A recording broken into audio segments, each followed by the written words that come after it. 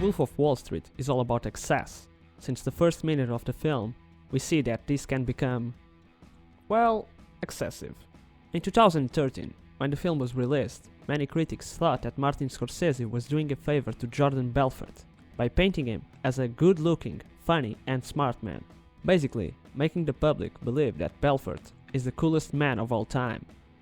But if you believe Scorsese was glorifying the wolf, it's because this film is a reflection of ourselves, what we do, or in this case, don't do, as a society that thrives for more money and better excitement, how messed up the world is, and how we do not want to admit it. You be ferocious!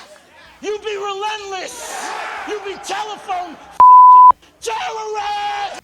So welcome to this Thinking Bad take on The Wolf of Wall Street, a mirror to who we want to become. The film depicts the classical American dream, how a boy from the middle class became a millionaire. But we just get a few seconds of Jordan's modest life. It skips this immediately to show us how thrilling and overwhelming everything and every moment is. The film is all about having pleasure, and the best part is, as viewers, we do not have to deal with the consequences of those excesses. We can see the wildest fantasies right in front of our eyes, giving us the experiences that we are too civilized to do or too afraid to admit that we want to have them. All the elements of the film contribute for this experience of excess. First, the type of shots used.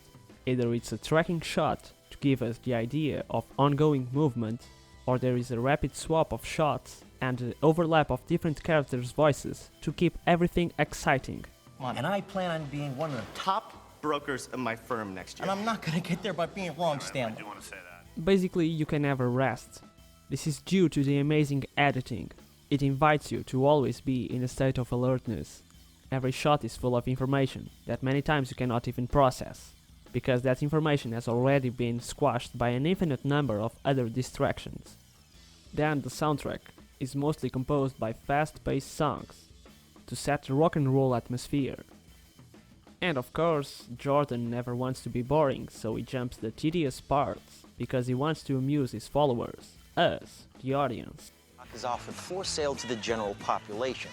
Now, as the firm taking the company public, we set the initial sales price, then sold those shares right back to our friends. Look, I know you're not following what I'm saying anyway, right? That's okay, that doesn't matter. So if you add all of these components, in the end, you get an excessive and overwhelming film that keeps you thrilled at every moment and giving the sensation that you were the one taking drugs and having sex with everything that moves. It was obscene. In the normal world. I mean, who the wanted to live there?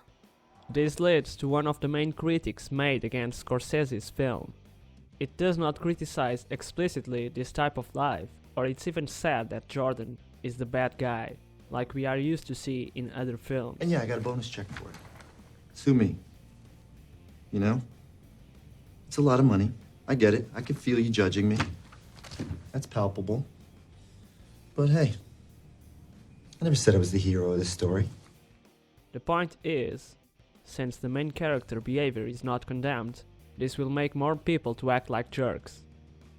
Well, the movie is R-rated, which means that it's meant to be seen by adults. So, because this work is for grown-ups, it treats you like one. Therefore, act and think for yourself.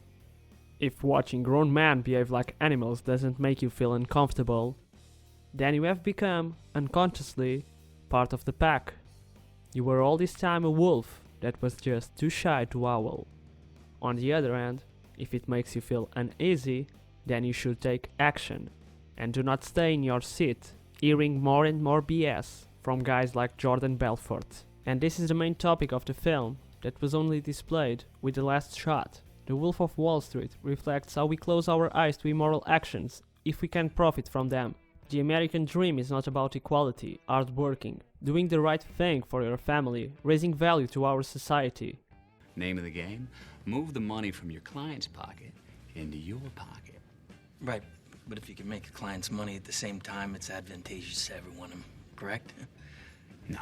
You don't even need to act like a human being.